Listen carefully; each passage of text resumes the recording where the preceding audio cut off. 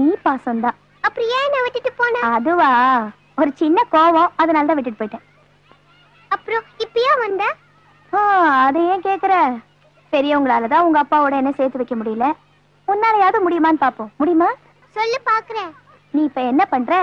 நேரா வீட்டுக்கு போற. டேடி கிட்ட போய் எனக்கு இந்த ஆண்டிய பிடிக்கல, மம்மியை கூட்டிட்டு வாங்க, அப்பதான் சாப்பிடுவேன்னு அடம் பிடிக்கணும். எங்க சொல்லுவியா? எப்படி சொல்லுவ? அப்பா அப்பா ஆண்டிய வெளிய அமிச்சிட்டு அம்மா அம்மாவை கூட்டிட்டு வந்தாதான் நான் சாப்பிடுவேன் அப்படின்னு நீ சொன்னதா நான் அப்பா கிட்ட சொல்றேன். எனக்கு வந்து வாச்சி உங்க அப்பன மாதிரி தானே உனக்கு புத்தி இருக்கும். அந்த திருட்டு முட்டை உன்னைய நல்லா கெடுத்து வச்சுட்டா. நான் சொல்லி கொடுத்ததா சொல்லுவாளாம். மூஞ்சிய பாரு, மூதேவி இருடி. ஐயோ, என்ன சொன்னாலும் கேட்க மாட்டேங்குதே. வணக்கம் முதலாளி. வாங்க மாப்பிள, வாங்க வாங்க வாங்க வாங்க. என் பொண்டாட்டிட்ட கொஞ்சம் தனியா பேசணும். என்ன மாப்பிள இது? உங்க பொண்டாட்டிட்ட பேசுறதுக்கு நீங்க யார கேட்கணும்? போங்க, தனியா பேசினாதான் ஒரு நல்ல முடிவு ஏற்படும்.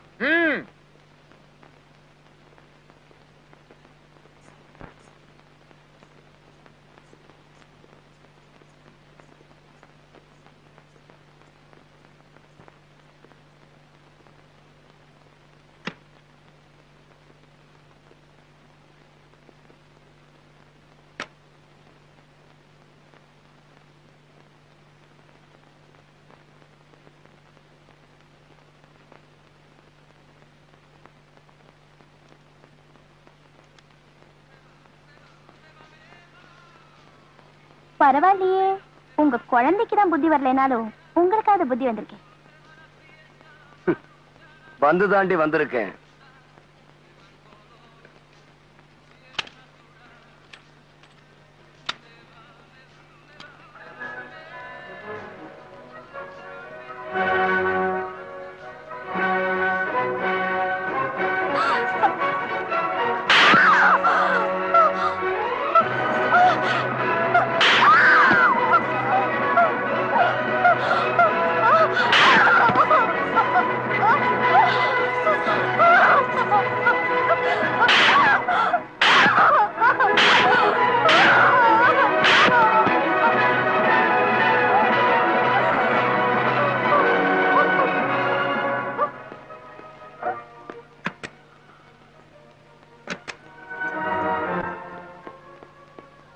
வாங்க மாப்பிள, கதவை சாத்தின வேகத்தை பார்த்தா என் பொண்ணை சரி பண்ணிருப்பீங்க போல இருக்கு. எப்ப கூட்டு போறீங்க? அவ மட்டும்னா இப்பவே கூட்டிட்டு போயிருவேன். அவ கூட இருக்கிற எல்லாத்தையும் கூட்டிட்டு போய் சொல்றான். அவ சொன்னாப்புல நாங்க வந்துருவோமா? அவ கூட இருக்கிறதா சொன்னது உங்களே இல்ல, வேற யார?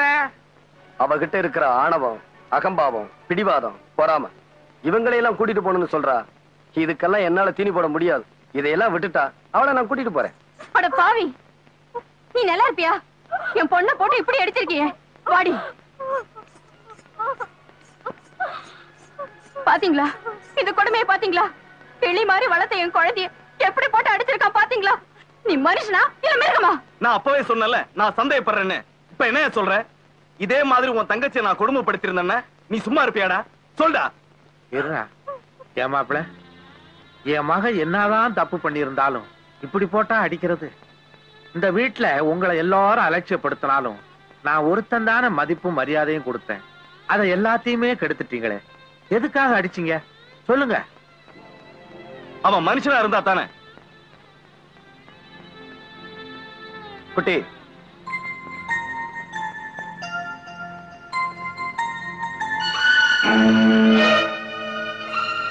இத பாருங்க, நல்லா பாருங்க. உங்க பொண்ணை போட்டு அடிச்சதுக்கு ஆளாளுக்கு பதறிட்டீங்களே.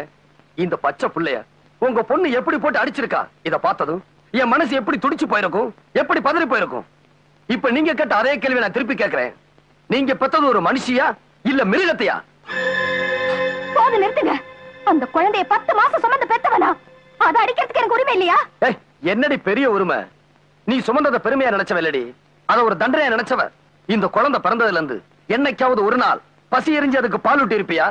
இல்ல தூங்கணும்னு தாளாட்டி இருப்பியா?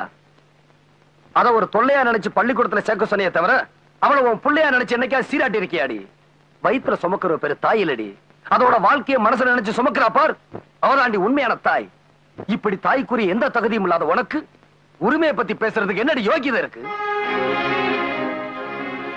இதப்பா, இனிமே குழந்தைய உரிமைங்கிற பேர்ல அடிக்கிறத மட்டுமல்ல, நீ பாக்குறத கூட என்னால அனுமதிக்க முடியாது.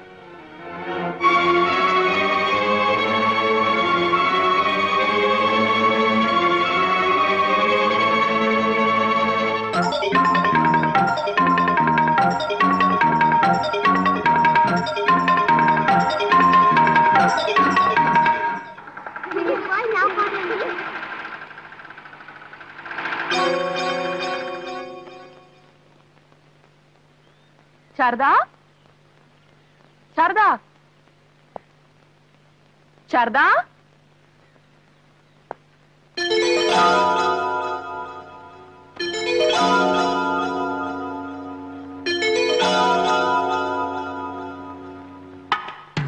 சாரதா எங்க பாத்தீங்களா? பாக்கலமா. சாரதா விளையாட வந்தாளா? இல்லையே. சாரதா வந்தாளா? இங்க வரலமா.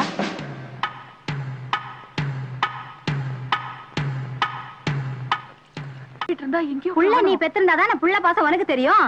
அதான் இவ்வளவு அலட்சியமா இருந்திருக்க. எவ்வளவு பெத்த புள்ள தானே, அதான் இப்படி. பெத்தவங்களை விட இவங்க தான் அந்த புள்ள மேல ரொம்ப பாசமா இருக்கு. ஆமா, பாசமா போலாத பாசம். வாயை மூடிட்டு போமா. குழந்தை எங்கன்னு தெரியலையே. நீ ஒண்ணும் கவலைப்படாத. குழந்தை இங்கதான் எங்கேயாவது விளையாடிக்கிட்டு இருக்கும். மருதுவுக்கு போன் பண்றேன், எப்படியும் தேடி கண்டுபிடிச்சிடலாம். மனசை அழுத்திக்காம வீட்டுக்குள்ள போமா. சரி.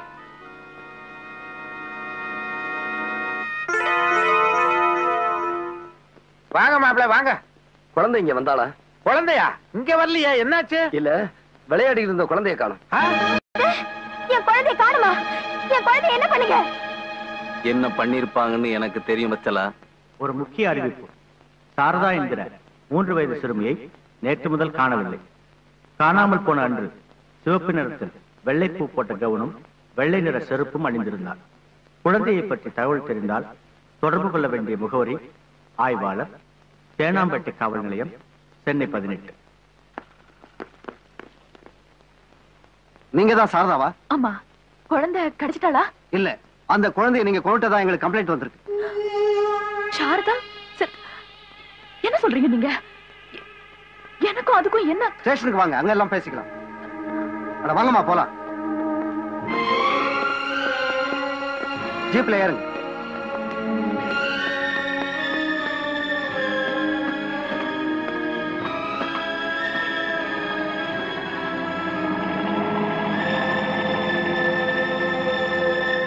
அந்த குழந்தையோட அப்பாவுக்கும் உங்களுக்கும் கள்ள தொடர்பு இருந்ததாகவும், அதுக்கு அந்த குழந்தை தடையா இருந்ததாகவும், அதனால அந்த குழந்தை நீங்க தான் கொண்டதாகவும் அந்த குழந்தையோட அம்மாவும் அவங்க அண்ணனும் கம்ப்ளைண்ட் கொடுத்திருக்காங்க. சுத்த பொய் சார்.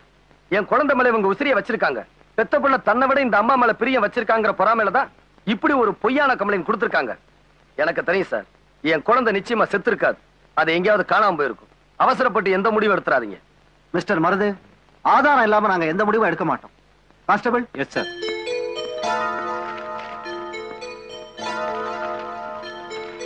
குழந்தை காணா போன அன்னைக்கு போட்டிருந்த ட்ரெஸ் தானே? ஆமா. இது குழந்தை கையில போட்டிருந்த வளையல் தானே? ஆமா. இது குழந்தை போட்டிருந்த செப்பல் தானே? இது 3 திருவாமியூர் கடற்கரை ஓரமா ஒதுங்கி இருந்துச்சு. இல்ல, நான் இல்ல. சாரதா சாகல.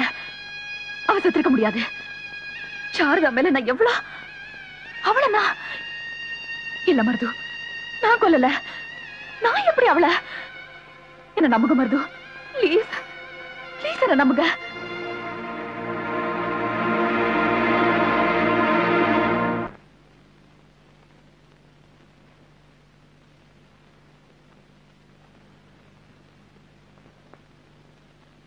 நான் மருது வந்திருக்கேன். என் முகத்துல நீங்க ஏன் முழிக்கலன்னு எனக்கு புரிஞ்சு போச்சு. கௌரவத்தை கொடுத்தவங்களே கேவலப்படுறதுக்கு இவனும் ஒரு காரணம் ஆயிட்டானே. இந்த விசுவாசம் இல்லாத மனுஷ முகத்துல எப்படி முழிக்கிறதானே பார்க்காம இருக்கீங்க? இல்ல மருது, இல்ல. உங்களை விசுவாசம் இல்லாதவர்னு நான் மட்டும் இல்ல. இந்த உலகத்துல பிறந்த புல் பூச்சி பூண்டுல இருந்து மண் மரம் மனுஷன் வரைக்கும் யாருமே சொல்ல மாட்டாங்க. வசதி வந்த பழசையும் பழகுனவங்களையும் மறந்துடுற இந்த கால உங்க உழைப்பால, உங்க திறமையால முன்னுக்கு வந்த நீங்க உங்க அந்தஸ்துக்கு காரணமே நான் வாங்கி கொடுத்த ஒரு தையல் மிஷின் தான் நினைச்சு உங்க வாழ்க்கையை எனக்கு அர்ப்பணிக்க நினைச்சீங்களே.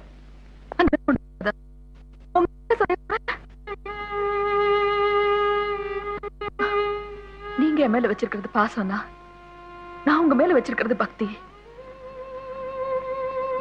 அவசரத்துல அர்ச்சகரை சந்தேகப்படலாம், ஆனா ஆண்டவனைய சந்தேகப்படுவாங்க. ஏன் சுயமரியாதையை காப்பாத்திக்கிறதுக்காக உங்க வீட்டுக்குள்ள நுழைஞ்சு உங்க நிம்மதியை கெடுத்தது இல்லாம இப்ப நீங்க உங்க குழந்தைய பிரியறதுக்கும் நான் காரணமாயிட்டேன். அந்த குத்தத்துக்காகத்தான் உங்க முகத்துல முழிக்க முடியாம இன்னைக்கு நான் கூனி குறிய நிக்கிறேன். மருது, இது வரைக்கும் உங்களை நான் உதவின்னு கேட்டதே இல்ல. இன்னைக்கு கையெடுத்து கும்பிட்டு கேக்குறேன், செய்வீங்களா?